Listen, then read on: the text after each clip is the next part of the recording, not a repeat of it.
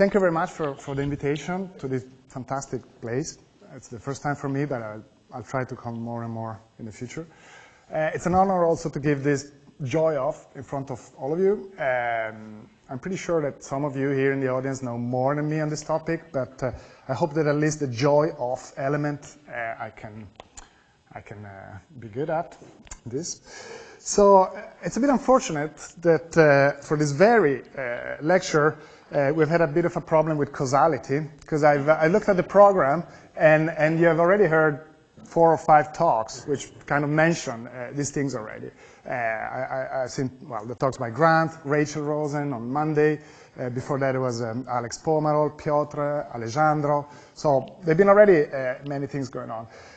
My goal was to kind of fill in a few of the gaps that maybe we haven't heard so much, in particular at the beginning, what goes into this S-matrix program, why we need to think about the S-matrix at all in 2025, and then work out through a question that I think is very important for phenomenology. It's a very precise question, and that allows us to basically do something on the blackboard that you could do on your with pen and paper. So I understand that I can use only this thing, right? I was planning for the big one in the afternoon, but anyway. So yeah, just the outline to keep you hooked on this. I will start with why, then discuss the input that goes in, and then I will discuss dispersion relation in the forward limit for massless particle, and I will also discuss loops. These are just some keywords, but so that you see a little bit what taste of things are coming out. And then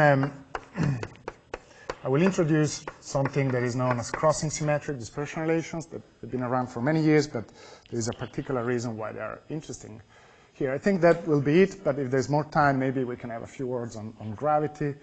Let's see. So the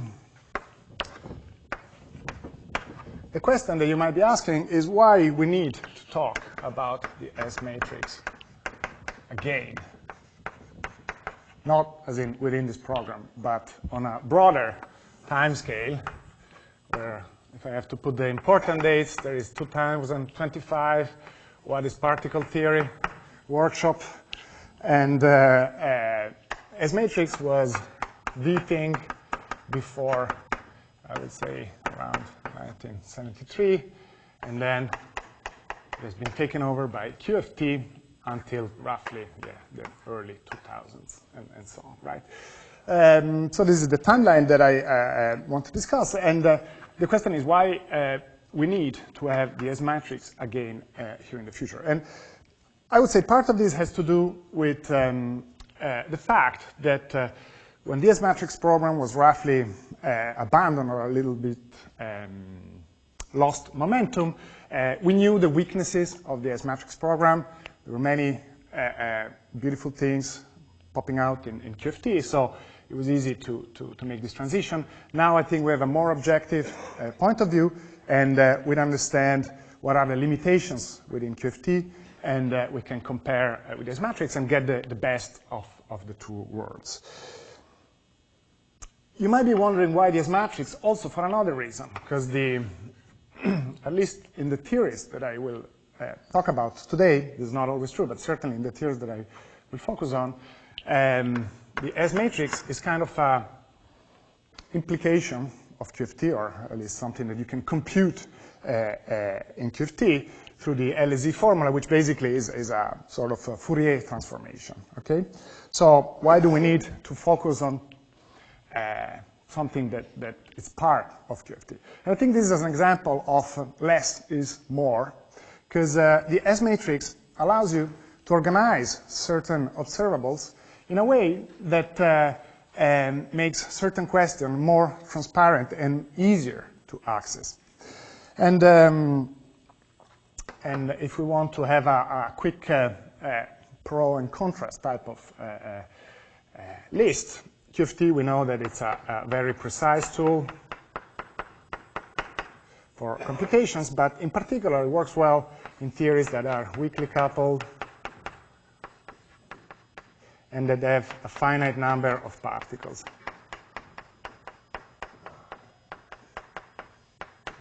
The S matrix, in the end, does not provide such precise computation, but rather generic and broad implications that are valid in large classes of theories. So, but on the other hand, it works, so broad implications.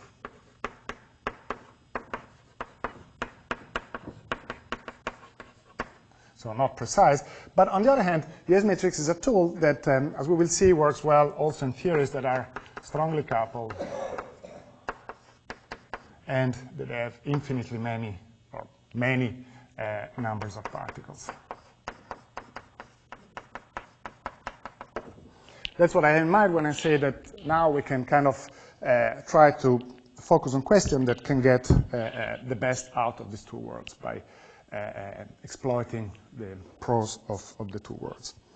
So the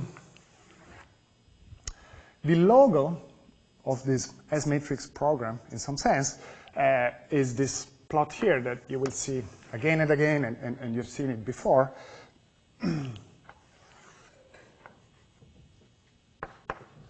Which studies the properties of scattering amplitudes in the complex energy plane. And I will make here a small list of the assumptions or the focus that I will put on this lecture, so that then we can kind of discuss at the end what comes outside of this. And in particular, I will discuss mostly 2-to-2 scattering, so the S matrix for elastic 2-to-2 processes, and of a single particle of spin 0. Yeah, single.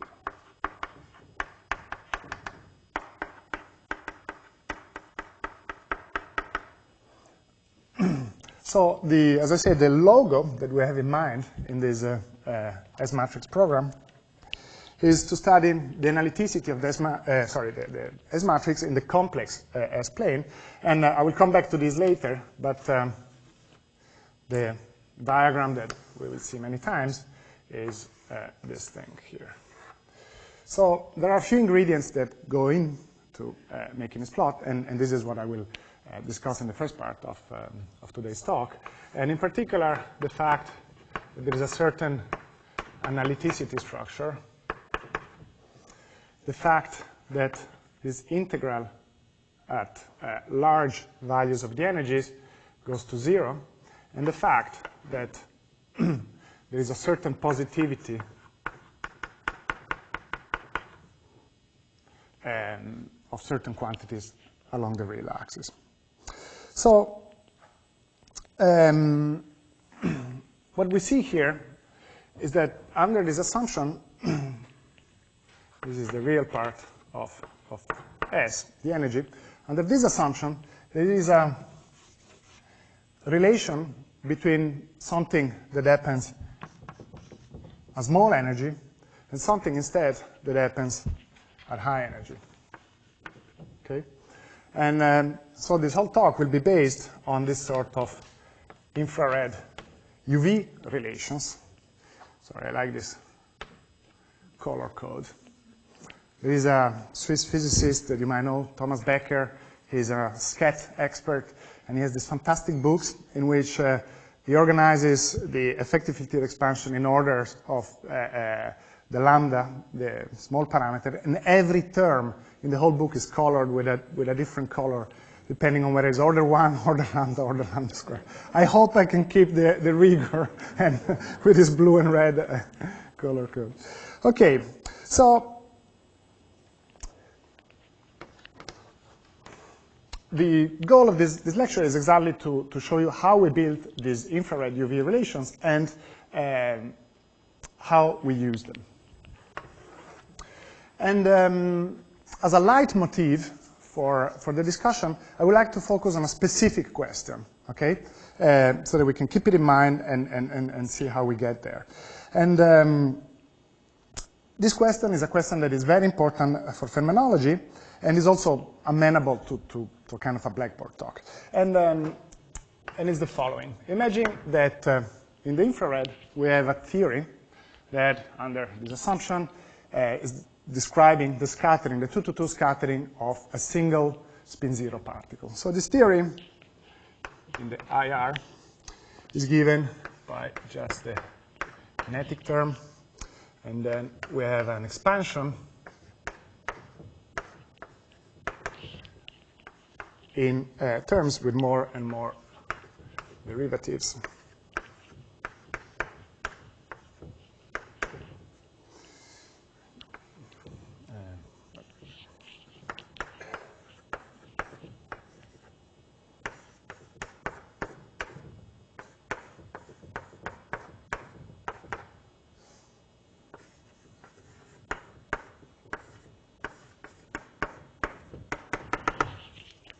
So this is a generic effective field theory that you would write down that describes the 2-to-2 scattering of a spin-zero particle, okay?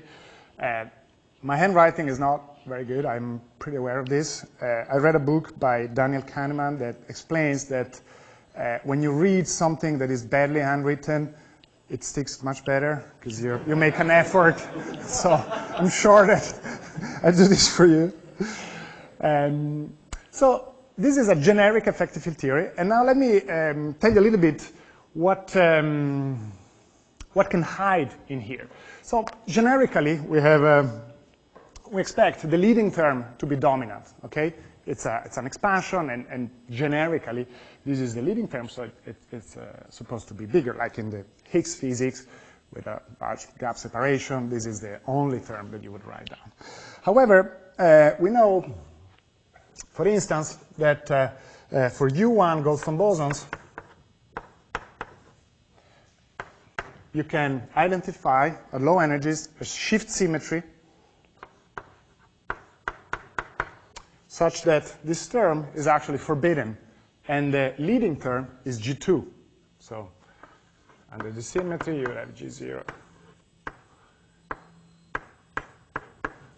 And your effective field theory expansion starts at G2, okay? In fact, there are more structures like this. You can identify other symmetries, like Galilean symmetry.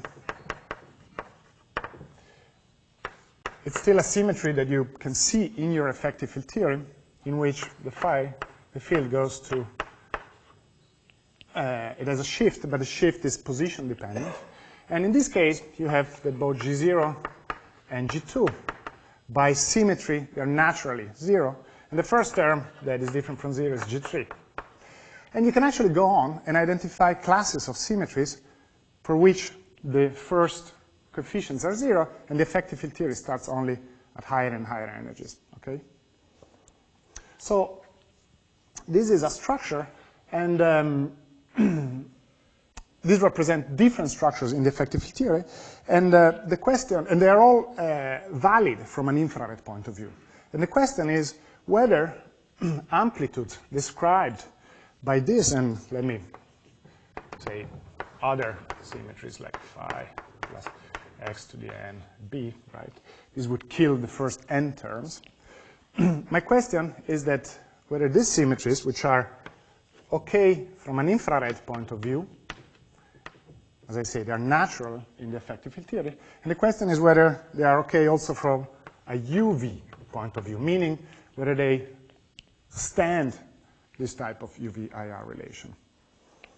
In fact, let me give you a small bonus of something that I really enjoy to talk about.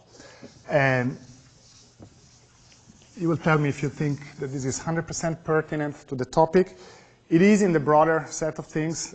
It's a fact that will come back again. But let me imagine that you have no guiding principle on how you build your effective field theory. You say, okay, let's imagine I have a generic effective field theory. I have no power counting, as Marcus often says. And any of these terms can at some point dominate over the subleading one. This is something that we heard a little bit also in these days with this idea of comparing with phenomenology with a completely agnostic point of view, right? you don't want any model dependent that any prior when you compare with data, and therefore lets the effective field theory be whatever, be the whole series of these. So in this context, there is a nice theorem that I'd like to share with you. Yes? You say composing these symmetries is okay by R. Yeah. That means infrared divergences do not arise even though it's massless. No, you mean, no. These symmetries typically imply soft kind of interactions, so infrared divergences are not an issue, if I understand correctly your question. I was worried whether they might be an issue. Yeah, no. When you turn off the Yeah, no. In fact, I will come back to this later. These theories are super nice in terms of the analyticity and infrared properties, exactly because of the soft interactions. And so, okay, let me share with you this question. Imagine you are an experimentalist, and you are comparing the prediction of an effective field theory like this with the data, okay? This is equivalent to kind of using to the following problem. To describe functions f of t with t in the unit interval, okay, we know that the set of monomials is a dense set, meaning that somehow it provides a basis. With basis, I mean that you can approximate any function f of t in the unit interval with a sum of this monomial with some coefficients. And in a distributional sense, this converges, okay? So you're making some assumptions about f of t. Right, continues. This is Let's say e to the minus 1 over t. e to the minus 1. Right, good, very good. In a distributional sense, this is it's well approximation. Yeah, let me be more precise. And then what I mean is that any f of t can be written in a distributional sense. Sorry, my handwriting is as the limit of n that goes to infinity of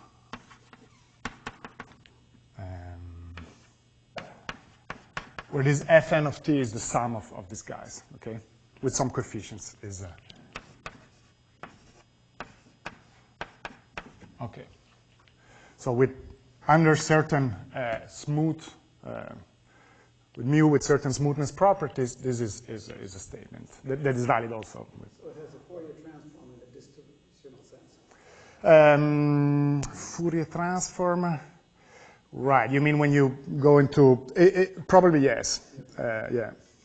So my question is now, what about if I remove this from the basis? Is it still a basis? Maybe some of you know this answer very well already, but it's something that typically strikes my colleagues. The answer is yes, it's still a basis. And in fact, there is a beautiful theorem by Münz, Zast, which states that the set, Münz, Zast, I'm struggling myself maybe to pronounce it.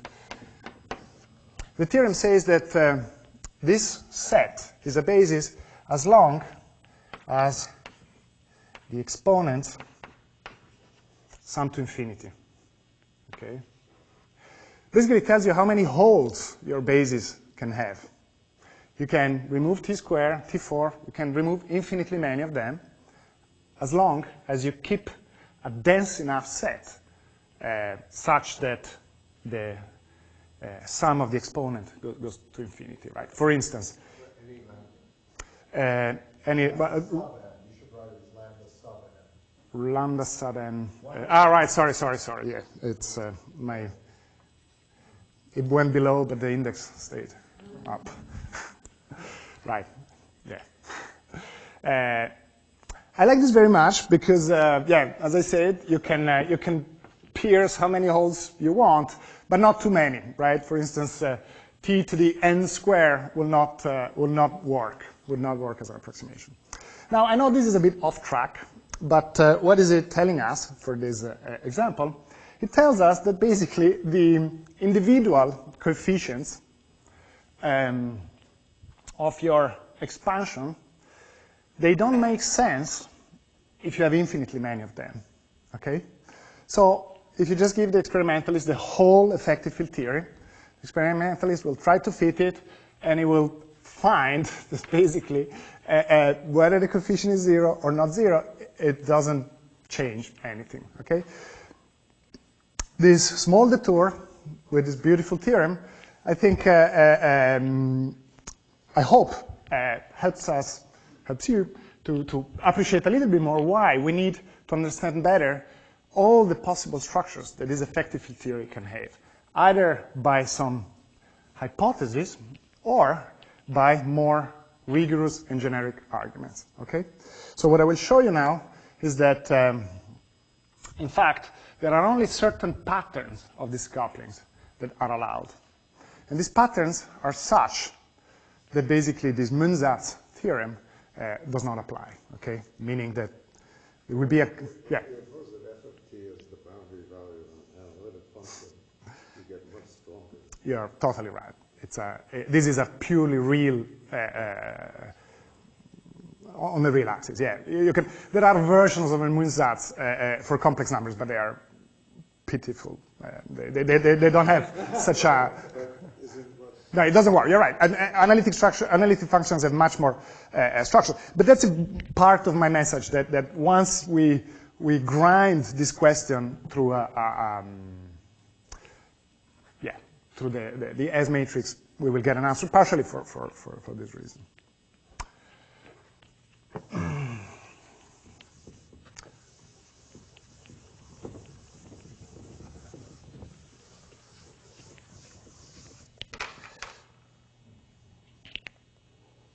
Oops. Good. So let me get to the second part of this after the Munzat's motivation. Let me discuss a little bit this input that goes in, and in particular, these three aspects here. I'm pretty sure you've heard already about this, but let me nevertheless go through, because I think there are some very beautiful things that by now we take for granted, but they're still beautiful. It's worth being joyful about it. And in particular, this relation, right? Let me maybe say. So this the relation between the notion of causality and analyticity. We had already this introduction, this talk by Rachel Rosen, in which this connection was established in the non-relativistic case. And in particular, she showed that in a non-relativistic case, analyticity plus this polynomial boundness imply causality. Now, let me quickly just remember for myself what causality implies in general. I mean, it is the reason why we put, why we need fields in quantum field theory, right?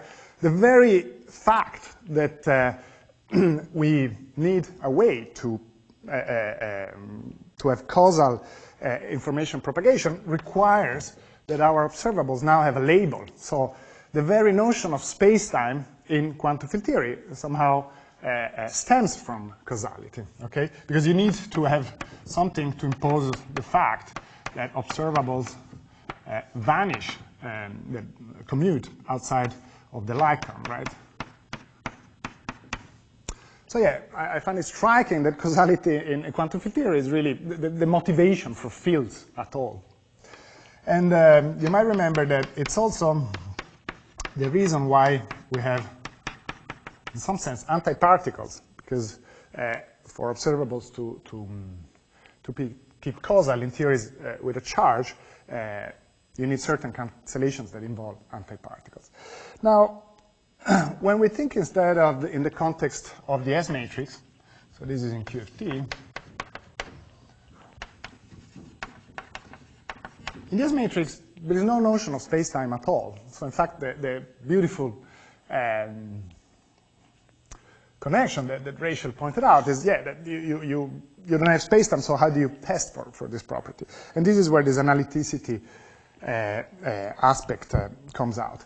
In the relativistic case, it's a little bit more complicated because it's not just a function of energy, as we saw in Rachel's talk, but now we have an amplitude that, at least for 2-to-2 scattering, is a function of two variables, S and T, the Mandelstam variables. And this has certain analyticity property, but I think I can say that they're not fully understood. Like the full analyticity structure of this amplitude in general is not understood. There are some cases where you have a mass gap or so on, in which we understand pretty well what goes on, but there's not like a generic picture of it. So to some extent, we can put a question mark. I'll come back actually to this later on, either this morning or in the afternoon. Yes?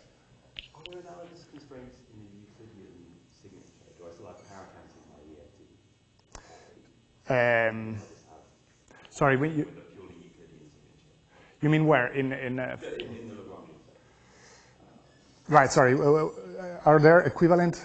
Well, yeah. In principle, you might expect you would have constraints similar to what you're going to show. Yeah.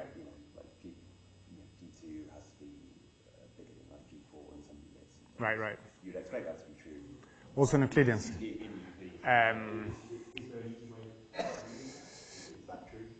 I mean, I personally never thought of this, but there, I guess, I mean, yeah, what about these tools? Like, what is the analog of the S matrix? And so I don't know. To be honest, it's really something I haven't thought. You can define Mandelstam variables in Euclidean. Yeah. And then go from there. Yeah, what goes wrong? When you're way off from the physical axis. Yeah. Yeah, I must admit, I don't know. Probably there is some remnant of this. But. I think there is a connection. Just in your logo plot, there's a region where you're going through the deep Euclidean region, right? Yeah. And so the existence of that region is sort of tied to causality. That's tied to your ability to ring rotation. Actually, let me. Good. Sorry. Precise, but I think there is notionally there is. Exactly. Now I managed to connect the question to my dictionary for a moment. No, good. I'll say something more in the afternoon. You're right. There is some of this argument can be indeed extended to complex values of t. That's maybe where you think exactly. Yeah. So I'll say more about this because it's a bit of there is a nice little story that I will start with where everything is more kosher. And then there is a bit of a step to open the door. But I'll be happy to, sorry, it took me a while to translate into Italian. Okay, so this, as I said, the full analytic structure is maybe not known yet, but at t equals 0, so in the forward limit, when you just scatter two particles come in and come out, in fact, the amplitude, if the amplitude is well defined, then these analytic properties in S hold, and you can show it. If the amplitude is well defined, so let me just write OK. So when is the amplitude well defined? If you go to the forward limit, where typically, if you don't have massless particles, that's a case in which the amplitude is well defined because non-analyticity stem, as we will discuss more later, from the exchange of physical particles. Well, certainly some non-analyticity stem from the exchange of physical particles, and if you have a massless particle, that can contribute. However, it's not the only case. For instance, you can also have massless particles with certain properties, like Goldstone bosons. Despite being massless, they don't really alter our understanding of analyticity. And in particular, think of a diagram like this.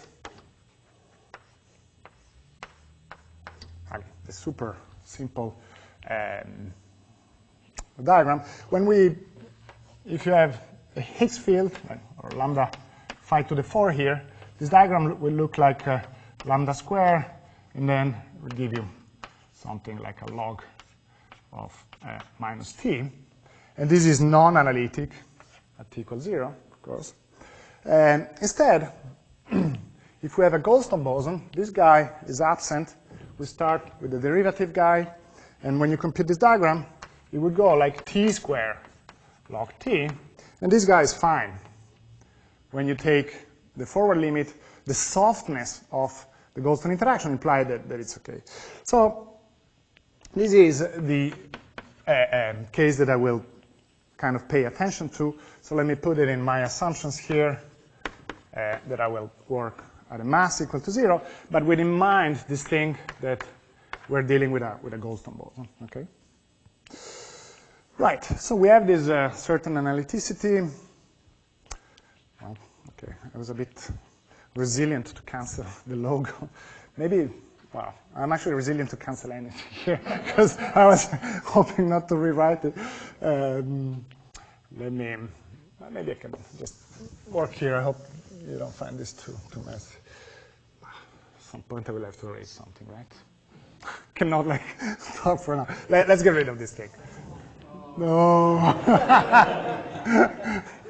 You're right. I mean, hey, now you know it by heart. So probably I will not have to repaint it with this accuracy.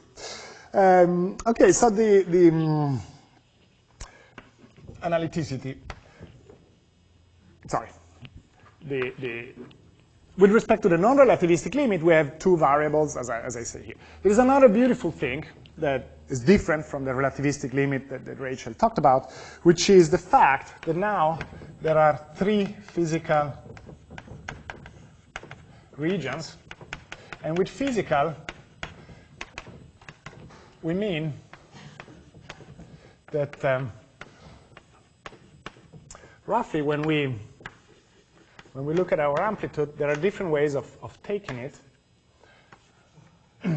And corresponding to two different processes, I mean, now I'm talking about just the same particle scattering, but these are really different processes, 1, 2, going 3, 4, etc., etc.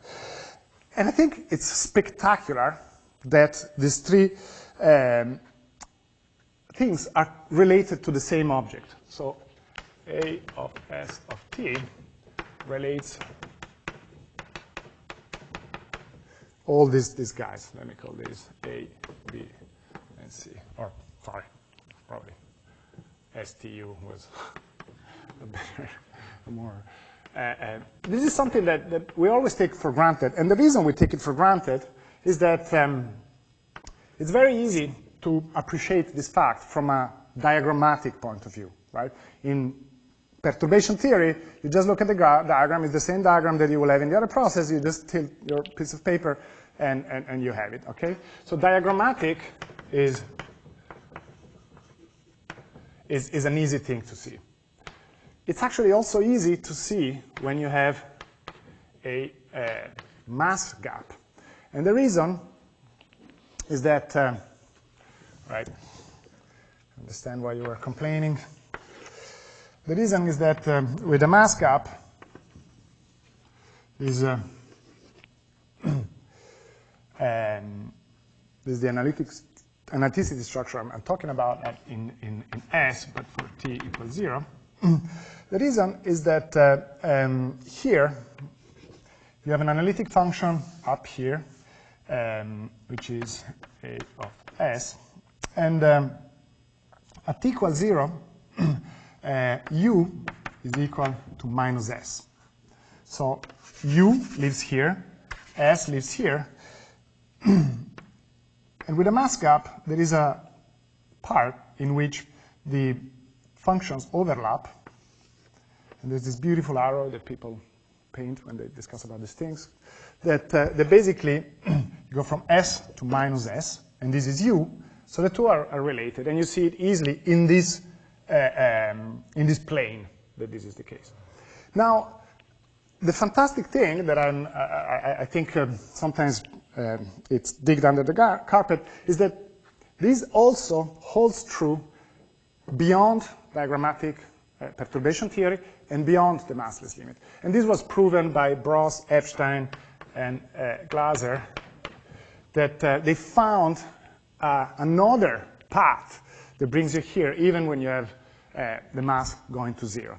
And this other path also has an overlapping region, and they proved that this crossing symmetry is something that holds also non-perturbatively. And yeah, this proof is based on this edge of the wedge theorem, something that often comes up in this type of discussion. But yeah, I think I don't know, I find it very beautiful, this thing. As I said, we always take it for granted because of the diagrammatic thing, but it's something that is deeper than that, okay? Now, yeah. Comment for a moment. I mean, since you're mentioning it, in the diagrammatic approach, it's true certainly at the level of the loop of the integrand, right? But actually proving it to all orders in perturbation theory has never been done. Exactly. Right? Yeah, it's yeah. done for certain classes of large N theories and things. So it's not trivial. No, really it's diagrammatic. yeah. No, in general, no. When you look at a diagram, it's yeah, and this thing is exactly this notion of crossing symmetry.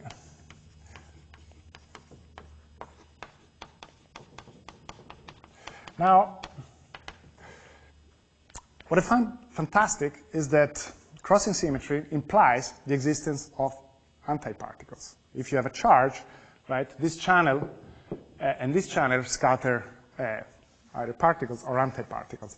So the other point that used to be here on implication of causality, we find it also now in the analyticity thing. So I find this beautiful when like ends meet in this way.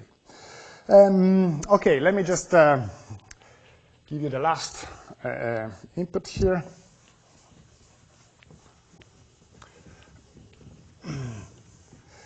Which is related to these things.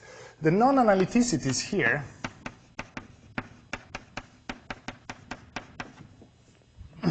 they're really implied by unitarity. Later I will show you cases where this is not true, that, but in here there's a nice connection, and the reason is that the amplitude here and the amplitude here it's a real analytic function, in particular in this case where you have a mass gap, and so if there is an imaginary part somewhere on the real axis, sorry, then this implies a branch cut. And this imaginary part is indeed implied by unitarity, which you know this, I'm pretty sure, but you can write this for elastic scattering, which is the case at t equals 0, and under my assumption, as a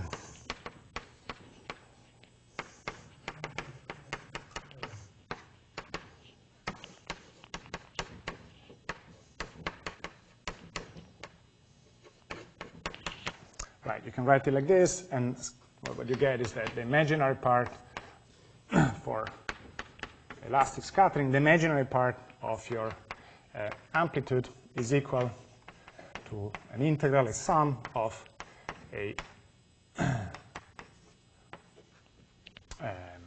over the square of the amplitude. And in particular, this is bigger than 0, okay? So the imaginary part is different from 0, and this implies the existence of non-analyticity, so a branch cut here. This is related to multi-particle exchange, because here the delta pi q is an integral over phase space, so there are multi-particle states here, but also exchange of other states that maybe are not in my theory, like here I've written an effective field theory of scalars, but at higher energies, you can have other resonance that come in and so on. So this could also imply some non-analyticity here. Okay? Good.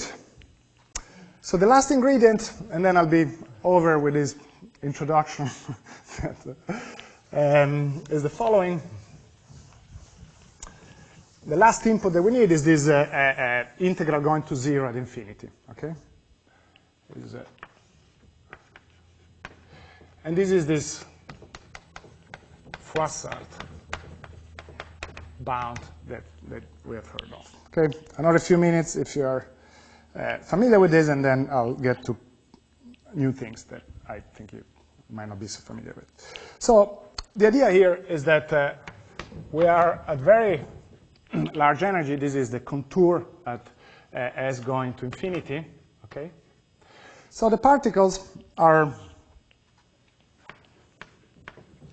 well, in my case it's t equals 0, but more generically, the particles are going very fast, and the interaction deflects them very little. We're really interested in this super high energy limit, in which S is much bigger than t.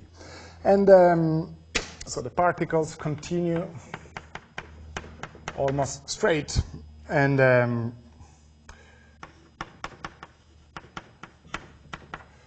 in here, the scattering is dominated by soft exchanges. Okay? Now, computing this type of diagrams in S and T is not easy, right? It's a multi-loop thing. However, there's this beautiful thing that when you look at this in a different space, in the Fourier transform of T, in impact parameter, these things multiply. Instead of having a convolution, you have a multiplication, okay? So in S and T is difficult, but instead, if you work in impact parameter, which is the Fourier transform, the Fourier conjugate,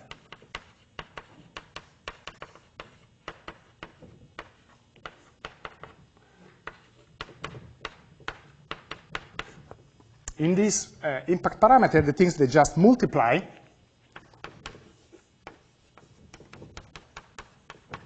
So you have a multiplication of these units, and the sum of all the possible things exponential. It just looks like an exponential. It's pretty easy to see. And this is this famous iconal that we have heard already before. Okay, so in this iconal, the amplitude takes the form, so fixed S, and so what we do is that we do this exponentiation in the B space, and then we Fourier transform it to the T space, or Q perpendicular. And what you find is that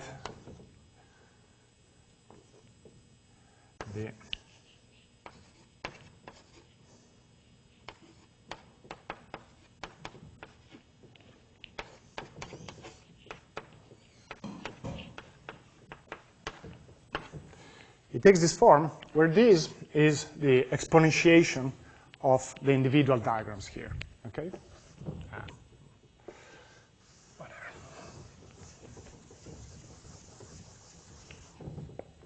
Now, if the exchanged particles have a mass, or even in the case of the Goldstone boson does not mediate long-range interactions. So the only interactions that you can have in the theory of a Goldstone boson is exchange of higher mass states. Okay? Exchanges of the Goldstone boson, they don't contribute to this type of structure because of their softness and their contact interactions. So if you have massive particles, then this propagator, which in position space is just the potential, right, goes like the Yukawa potential. Okay? And this implies that the diagrams that I have there, they must go as well, like e to the minus mb with the potential. But on top of it, they can pick some powers of s or some function of s because of how they couple here. For instance, a spin j particle would have some j powers of s here. But more in general, this would go like s to the alpha. And again, you see this assumption of polynomial boundness. We assume that it goes like s to the alpha, not like exponential of alpha. Okay? Good. Now, it's quite easy to see that the scattering here is dominated by the region in which this phase is of order 1. And this means that S of alpha times this exponent is, sorry, this is a big, this is not the same mass that we have in the outside state. This is the mass of the guy that is exchanged. So it goes like this. And this means that the typical impact parameter is of order alpha over m log s. When you put back this in the integral, what you find is that the amplitude will go like this s here. Then there is a delta square b. The b is given by this thing, and you have a log square of s. Okay? So the amplitude at very large momentum is limited by this type of behavior. And this means that the amplitude divided by sufficiently many powers, like 2 powers of the energy, goes to 0 at infinity. Okay? Good.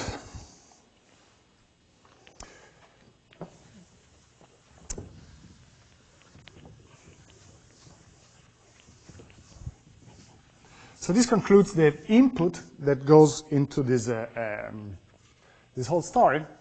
And now we're ready to build this infrared UV tool, this dispersion relation. This is a little bit technical, this is went through this. Yeah. So, you know, these kinds of arguments, I always find myself a little unclear. I understand what you did, certainly for real S, but you're also assuming this is holding way, way off the complex sum, where this picture is just nonsense, right? So can you just say something about that? I mean, Yeah. that region seems like it should be very safe. Why should it be worse? I don't know, but these kinds of arguments always use the real scattering thing and somehow assume the same scaling holds. Yeah, no, Very imaginary, deep in the imaginary region. What's that? Yeah, the proof of Rosart is a bit is a bit more rigorous here. Version of this. Yeah, this is like the qualitative. I mean, it's not heuristic. I think it's pretty solid. But the proof of Rosart has more ingredients. You really use your partial wave expansion with rigorous statements about the convergence of the partial wave expansion and the existence of them. You assume polynomial boundness. Yeah, yeah, exactly. Which. Where does that come from? No, it's an assumption. I would say that this is an input.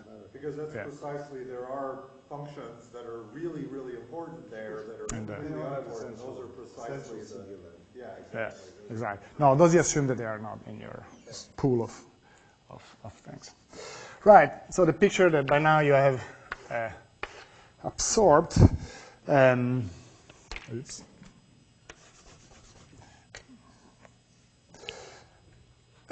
We have said that this thing goes to 0, and now we're left with, again, color coding. We're left with the fact that given that this goes to 0, the sum of this would also go to 0. So the integral over the amplitude divided by, again, I'm at t equals 0, remember, this is the integral in the infrared, and I will call this AIR, minus the integral here along the blue part, and this is this integral from S bar. S bar is the radius of this arc to infinity.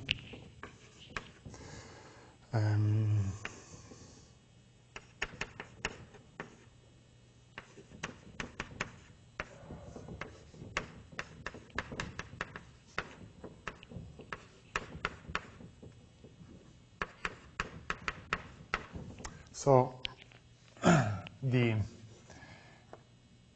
integral on this U channel is equivalent to the integral on the other side because of this crossing symmetry that I mentioned before. And what you find yourself, this minus sign comes from the fact that we have odd powers here. So when we go from S to the minus S, and this is just the imaginary part of the amplitude, which according to unitarity, this is positive. And I will call this thing the UV representation of my object. And there is an equivalence that the IR is equal to the UV. Okay? Good. So I like to think of this as an infrared UV relation, but this is not how these things are always known. This is truly a non-perturbative statement on your amplitude. Okay? So in principle, it's a non-linear equation because this imaginary part of the amplitude is related to the square of the modulus of the amplitude. So it's a relation that every amplitude should satisfy. And the original S-matrix program put emphasis on the fact that maybe this very consistency relation was enough to constrain the amplitude to a certain level that it would make physical prediction. Yes? It's not an equation for A. It's only in the elastic. Right. So it's not the imaginary part of A, it's the discontinuity of A. It is continuity of A. Yeah, on the right-hand side, we have the elastic and the inelastic part, right? It's true. You're right that as long as we limit ourselves to the elastic thing, this is in the whole thing, it's an inequality, right, with the positivity. But there is in theories with a mass gap, right, there is a certain region in which this is exact. It's an equation. But you're right. Here, you're right. These are some of the multi.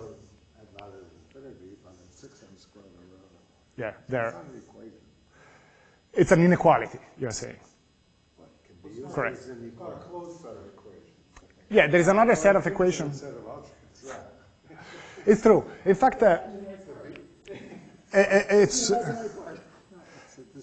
Yeah, discontinuity. That's right. Yes. Discontinuity is not the same as imaginary part if you have an I'm sorry. elastic channel. It's a discontinuity. Yeah. It's just the beginning. It's the beginning of. In fact, it is exact for elastic situation if you have those, but otherwise it's. The contour, it's not, the contour is not at infinity. I agree. In fact, I will show you now different ways in which people have used this, and eventually you never enter in this discussion because you basically just assume that the thing is positive. In most. It really was an equation, you could solve it. Yeah.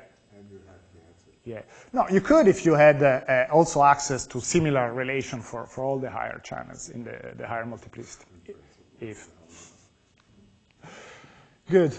Right. So let me show you ways in which this dispersion relation has been used. And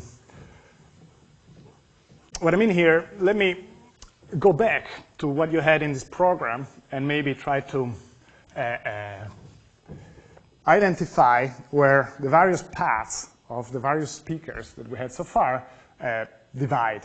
Okay, so there is a first approach that takes this inequality,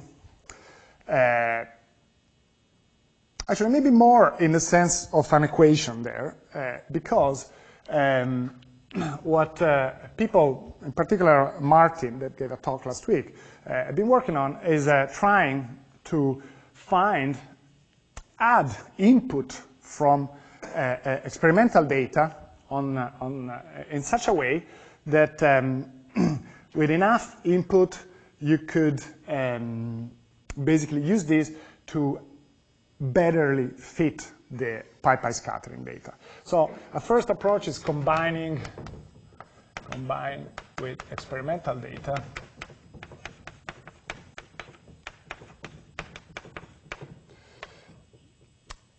Often here they use what they call the Roy equation. Is a different organization of this thing with a projection on partial wave that basically allows you to neglect certain part of this equation and put in some experimental data.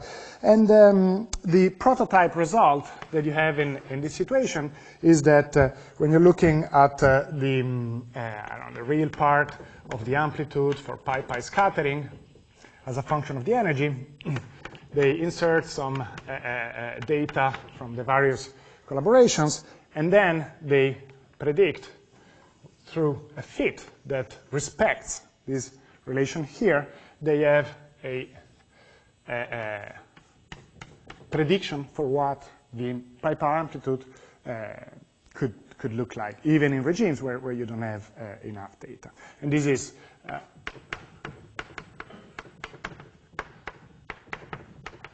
related to the talk that we had Martin last week.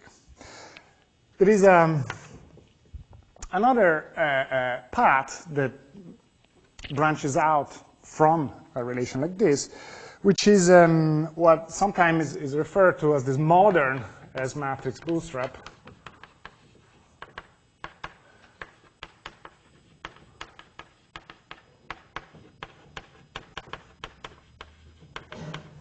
And the idea here is to really, as we were discussing before, leveraging on the fact that this is not an exact equation. So instead of searching for an exact solution, you just search for theories that are compatible with this expression, okay? And in particular, if you identify the right observable, this thing can be quite predictive. And in particular, let me show you an example that I like very much, which is the following. Imagine that you have a particle of mass small m and a particle of big mass big M.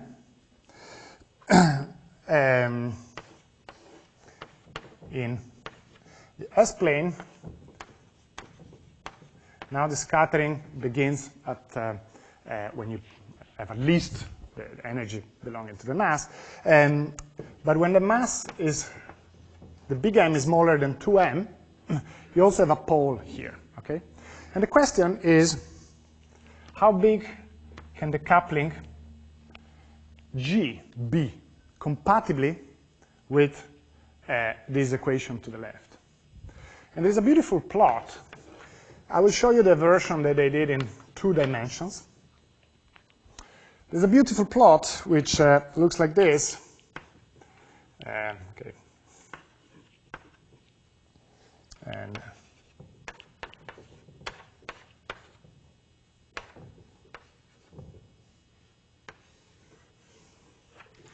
so they find that there is a constraint on the value of the coupling depending on the ratio of masses. Okay? Again, this exploits the full equation here. By the way, these results are by João Penedones, Pedro Vieira, and many other authors in a series of papers. But these 2 approaches are eventually numerics.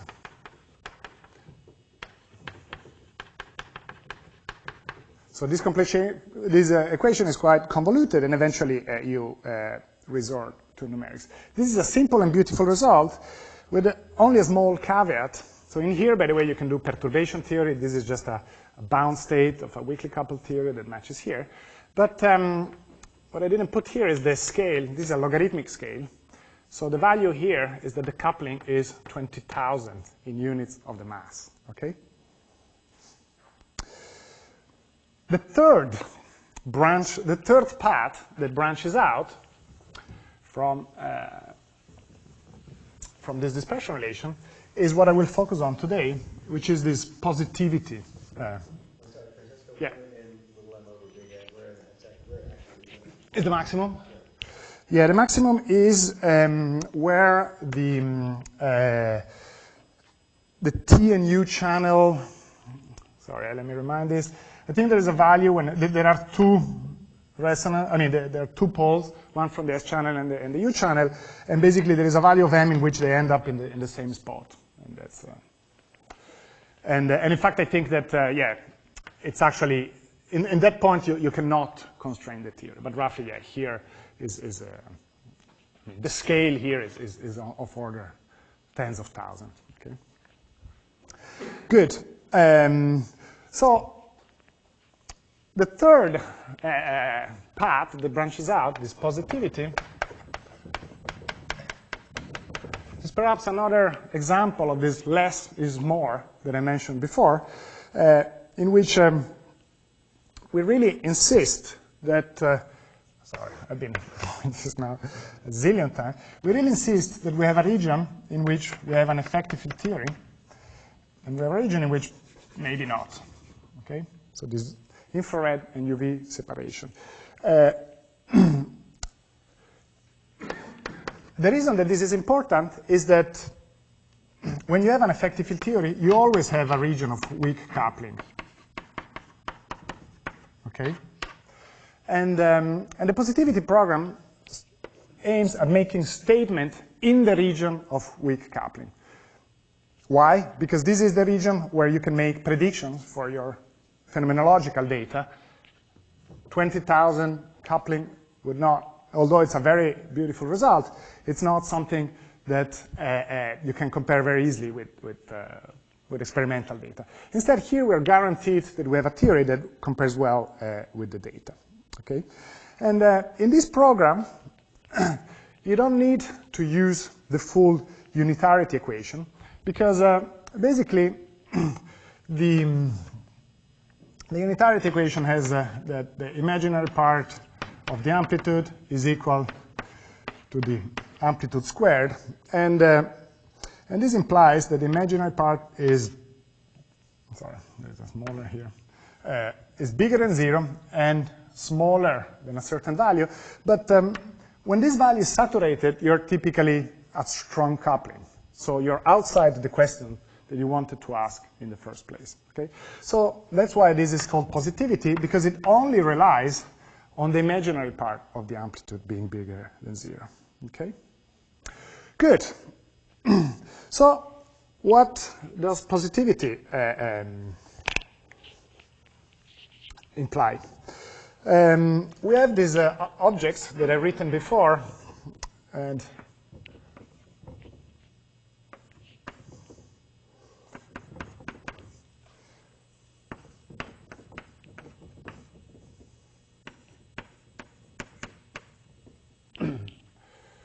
where the amplitude here is really thought to be an amplitude within the effective field theory that I've written here before, okay? Something you can compute in perturbation theory and compare with experiment as well. And we have that this is equivalent to a UV representation that as well was here before. And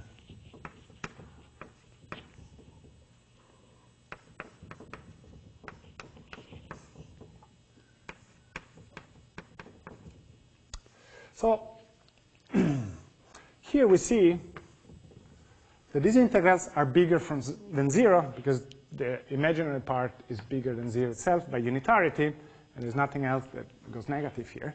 And this is a statement that comes uniquely from this UV region, by assuming that in the UV region we have a quantum field theory that is causal and unitary. So this positivity, the fact that this is my arcs. So this positivity of the arcs can be imported as a statement on the positivity of arcs in the infrared. And they imply now a consistency condition within the effective field theory. Now, Positivity is actually not the only thing that you get out of these relations. And let me show you by an analogy why there is more than just positivity in this relation. So you can make a change of variables here. You call x just, so x is 1 over s in units of the maximum energy within your effective field theory. And then we call d mu equal dx over pi. So now we can write this object there as an integral between 0 and 1 dx x to the n d mu with its own normalization in front. Okay. The important thing is this blue part here. This thing is a moment, sorry, d mu here. And moments have very specific properties. We're used to the moment of inertia and things like that. So think of an asteroid or certain object in space, and where d mu is the mass distribution. Okay, this object is localized within a radius r and has a mass m. Then the first moment, we can call this moment mu n. So the first moment with x equals 0, it's just the integral over the mass, and this gives you the total mass of the object, right? Sorry, the 0th moment. The first moment, dxx, is the center of mass. The center of mass is maximized when all the mass sits at a point, and it's always smaller than the mass at this point here. The second guy, x squared, is maximized when all the mass is in a ring here, and is always smaller than m times r squared. So here we have 3 moments, and they are maximized by 2 quantities. So they're not just positive, each of them is individually positive, but also they satisfy certain relations. And now I will take a moment, before getting back to the question that I set off at the beginning, I'll take a moment to classify all the possible relations that the moments satisfy. And in fact, there's a beautiful link with Santa Barbara, which is the fact that this moment problem is in one-to-one relation with the set of positive polynomials between 0 and 1. So constraints on moments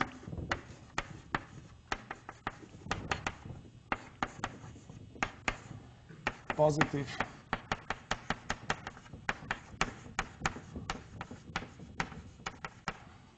p of x in x. And the reason why this relation takes place is that if you have a positive polynomial, right,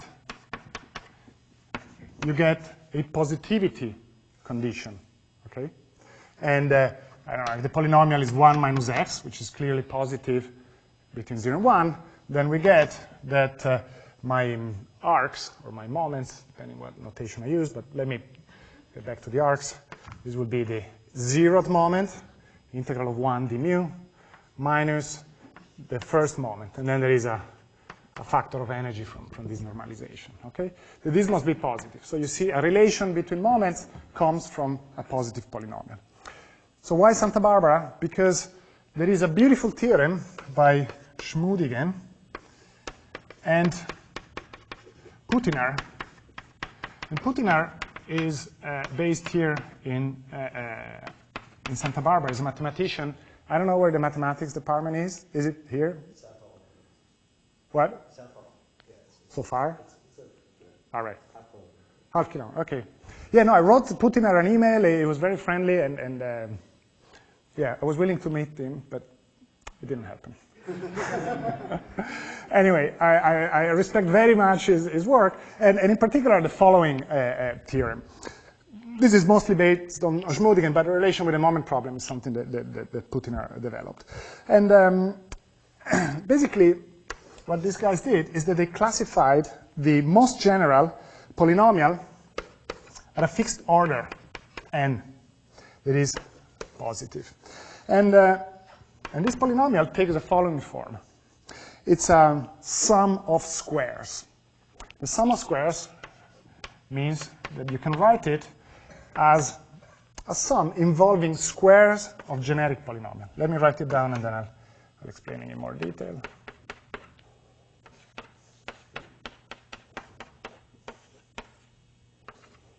Shouldn't forget the squares.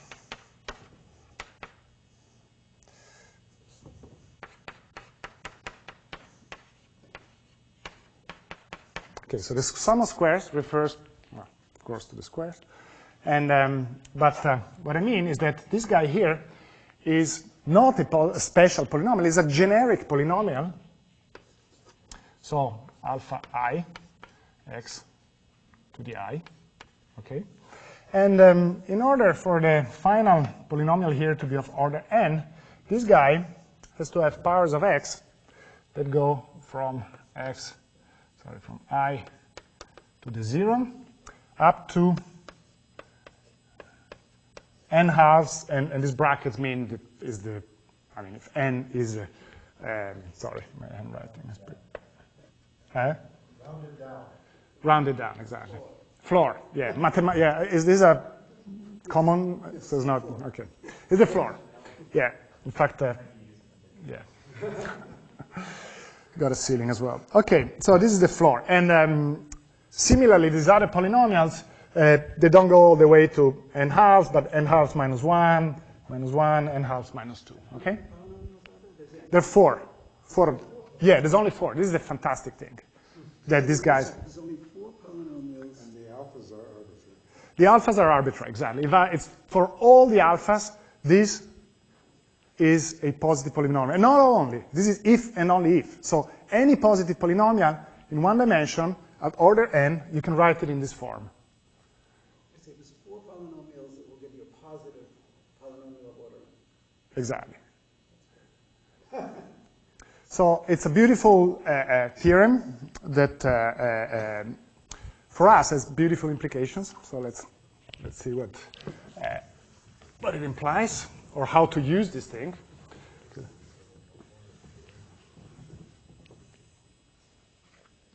Q's are fixed, right? No, the Q's are not fixed. So if you, yeah, they go. I was getting overwhelmed.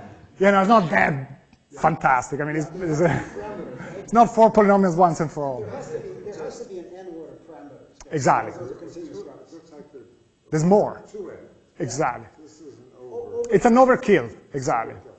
But it's a convenient overkill. Well, it's actually a 1-to-1 correspondence, so I wouldn't call it exactly over. All values of alpha, it is a positive polynomial? Is that what it is? Sorry? I mean, what's the restrictions on alpha? Nothing. That's a beautiful thing. Restrictions on alpha, Exactly. and it's positive. Yeah. So the only restriction is in the order of the polynomial. Is this thing? No, but it's sort of twice as many parameters as you. You're right. It's more. Yeah, exactly. A polynomial of order n would have n parameters, and this is even more than twice. Sorry, or maybe twice. You're right. Yeah. N over 2 for you. It's yeah, a little bit, but. But it's surprising that it's positive for all real alpha. From positive, any value. And even negative doesn't even. Sorry. Yeah, really. Any Is. real alpha. Yeah, exactly. It's a beautiful thing, and in fact, it doesn't only hold on the. Are they all squared? They're square. Yeah. So that's. I didn't see that. So it's not surprising. No, it's not surprising at all. The surprising thing is that this is the most general way. And by the way, it's surprising because, for instance, in 2 dimensions, polynomials of x and y, you don't have something that strong, unfortunately. It's a feature of one-dimensional things, and some other special cases. Putiner is the guy, and. It worked out for n equals 2. this. You know? Right, exactly. In fact, I'm not going to use all the power of this. It's just n equal to. So let's work it out for n equal to. What is this? First of all, let me put it in a better form that is more useful for us. Let's look at the first guy. We can look at this independently and see what conditions they give us, okay? So let's look at the first one. And well, Q1, I've written it there. So the fact that we have integral over d mu of Q1 squared, we can write it in terms of our moments as a sum of I and j, because I have Q1 squared, of alpha I, alpha j, and then x to the I plus, sorry, a to the I plus j. This thing comes from, in here you would have some xi, xj terms, right? And when you take, sorry, d mu. When you take the integral over d mu, they give you these arcs, right? And then there is also a normalization factor that is this S bar that we're dragging along, but you don't need to pay too much attention to it. Okay? Good. So, and this thing has to be positive, okay? So, the fact that this has to be positive, this guy here is a Hankel matrix. So, yes. The indices I and j organize this thing into this form.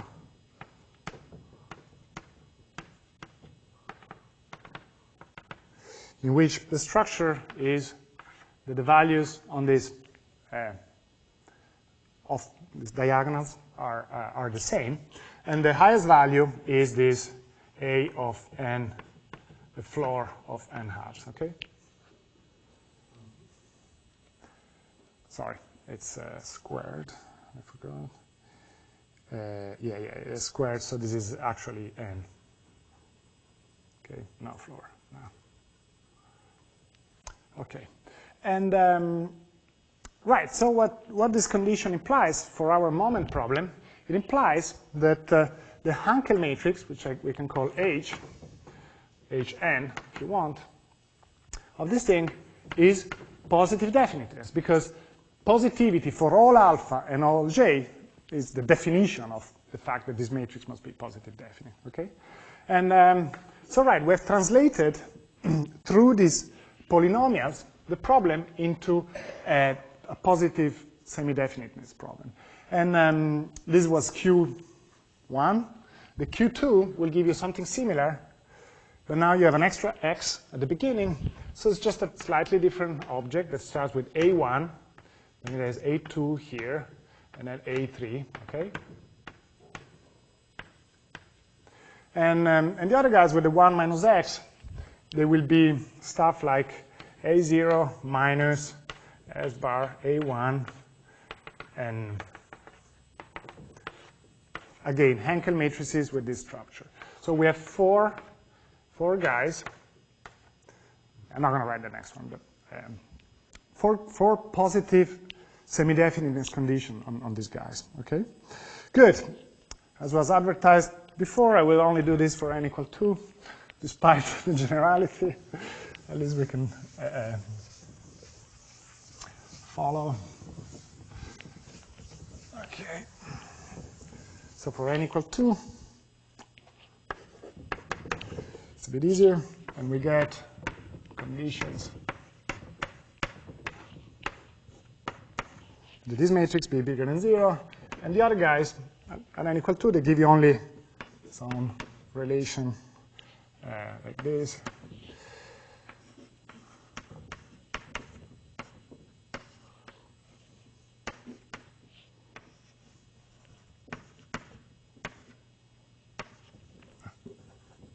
Okay, so we get these conditions, and here, beside the positivity of A0, this translates also into just the determinant being positive. Sorry. Good. So we can show this graphically, and what we find is that for axes that are labeled